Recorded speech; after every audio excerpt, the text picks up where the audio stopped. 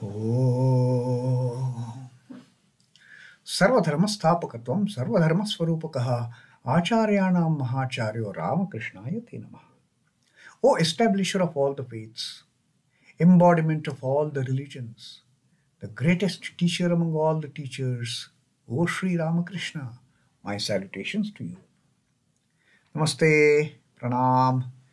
Sri Ramakrishna teaching us again and again that the nature of Brahman cannot be described. Every time he tells us, the moment he tells us about the God realization, and when the stage comes of what Brahman is, he always emphasizes this ultimate truth that Brahman cannot be explained, cannot be described. About the Brahman, the realizer of Brahman, the one who has had the Brahmajnana, he remains silent, Sri Ramakrishna says. Who can explain the infinite in world? That infinite reality, that infinite existence, knowledge, bliss, absolute. How can we limit that infinite existence with limited words? Sri Ramakrishna says. And then he gave that example that however a bird may soar high in the sky, there are still regions higher than that. And we have seen this whenever we travel in the aeroplanes and all. We go beyond, we go to 10,000 feet height, then 20,000 feet height, and 30,000 feet height, and still there is some more high up there. There is no limit to it. So Sri Ramakrishna says, such the limitless entity, how you can put a limit to it by putting it in words. And then Sri Ramakrishna had told that his experience about his visit to Pandit Ishwar Chitra Vidyasagar. And he had told the same things to even Pandit Vidyasagar. Sri Ramakrishna said, I said to Vidyasagar that everything else but Brahman has been polluted. Only Brahman is the reality. Brahman is the only entity which has not been polluted by touching with the tongue. By touching with the tongue like food, Sri Ramakrishna says that when we talk, all the words we bring to our tongue. So anything that our tongue touches, whether it is a food or the words, it gets kind of polluted. It becomes uchishta.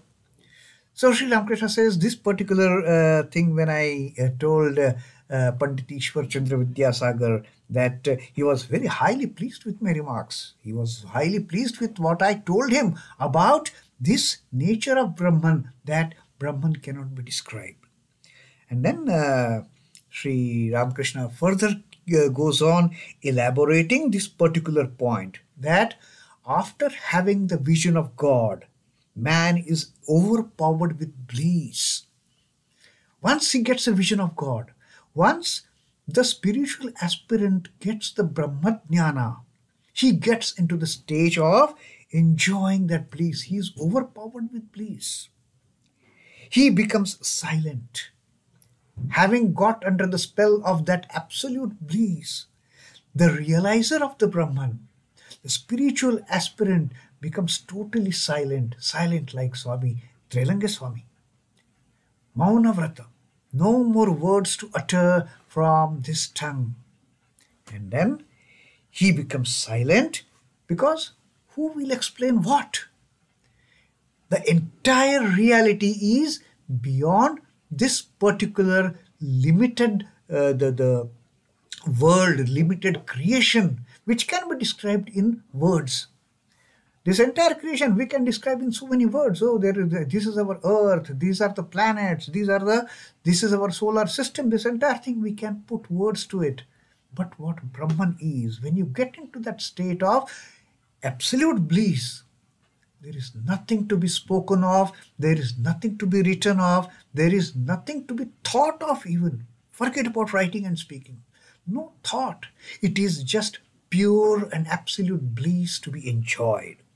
And then Sri Ramakrishna gives this to explain this kind of bliss that the spiritual aspirant enjoys having had the Brahmajnana. How he feels. So for that, Sri Ramakrishna gives one example. Sri Ramakrishna says, in this particular example that he is giving. There is a king who lives beyond 7 gates. There is a king who is staying in a palace. The palace has 7 gates and well guarded.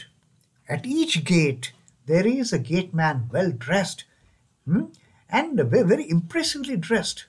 At each gate is manned by the gatekeeper, and the king stays inside the palace after those 7 gates. Now the king lives beyond 7 gates.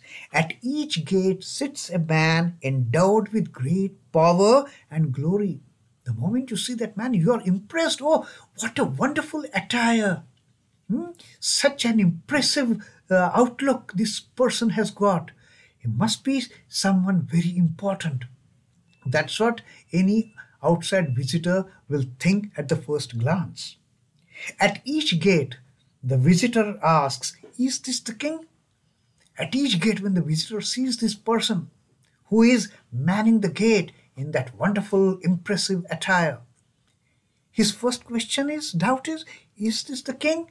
Then that gatekeeper says, no, no, no, no, not this, not this. See, the the first gatekeeper, no, he is not the king. Then he opens the gate. The visitor goes inside. Then there is a second gate, another impressively dressed man over there.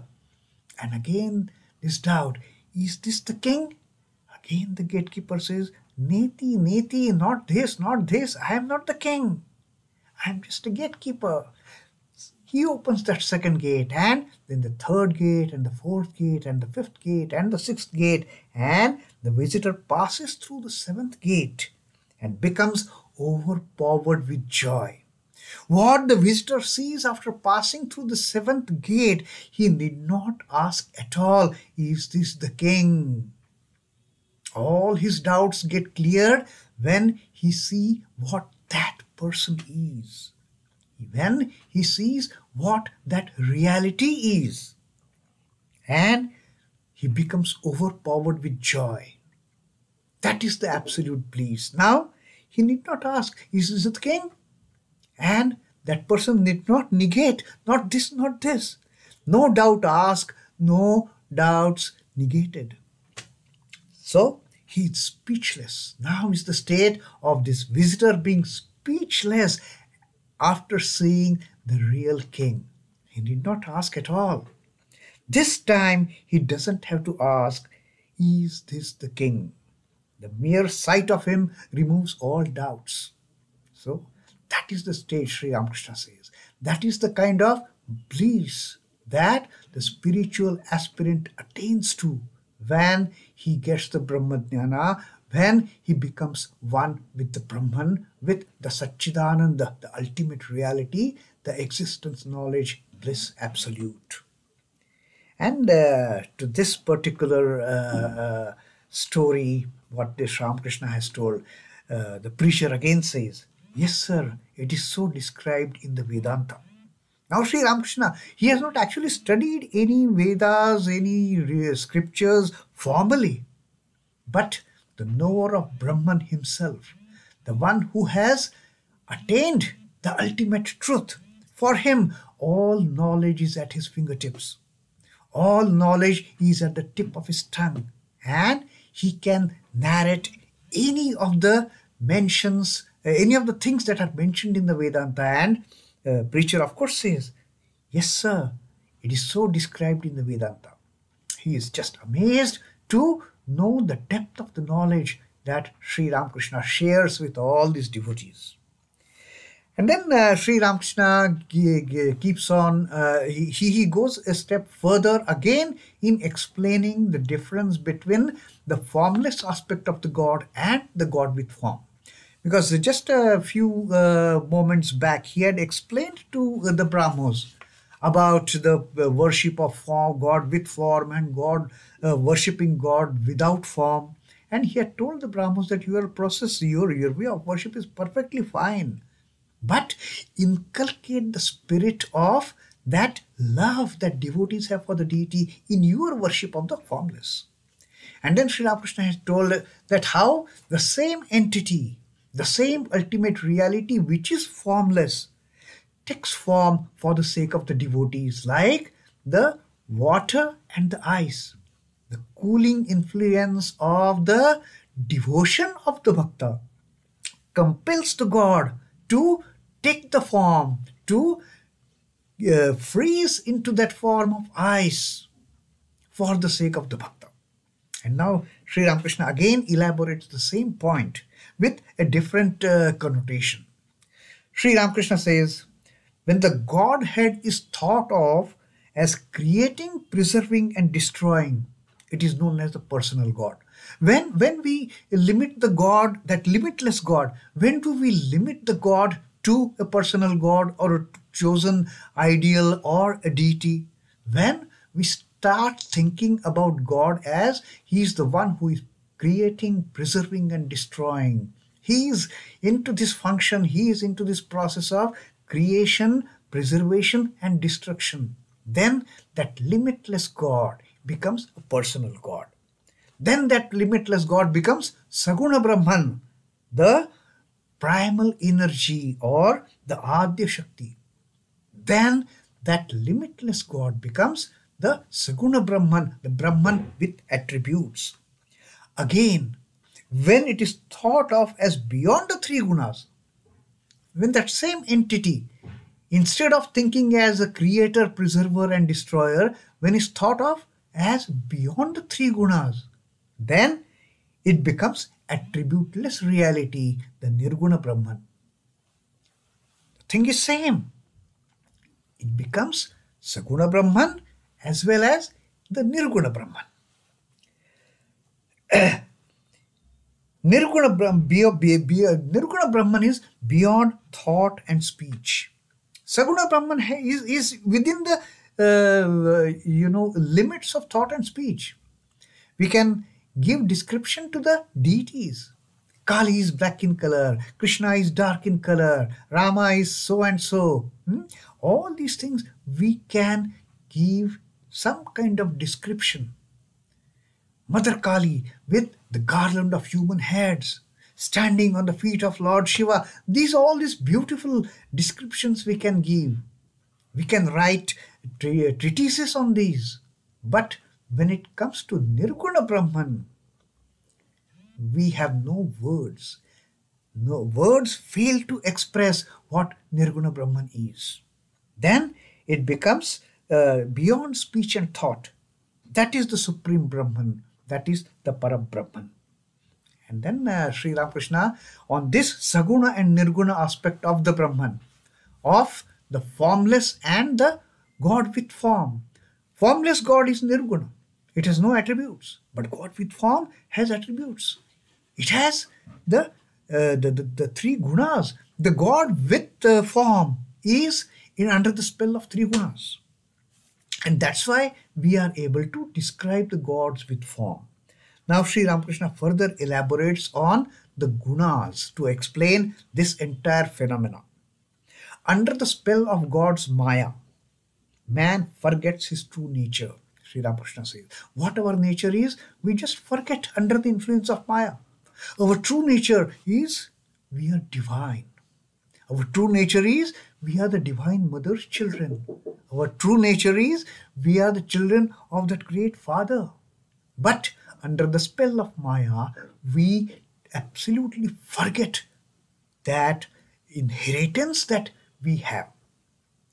He forgets that he is heir to the infinite glories of his Father. We are heir to the infinite treasures of our Divine Mother.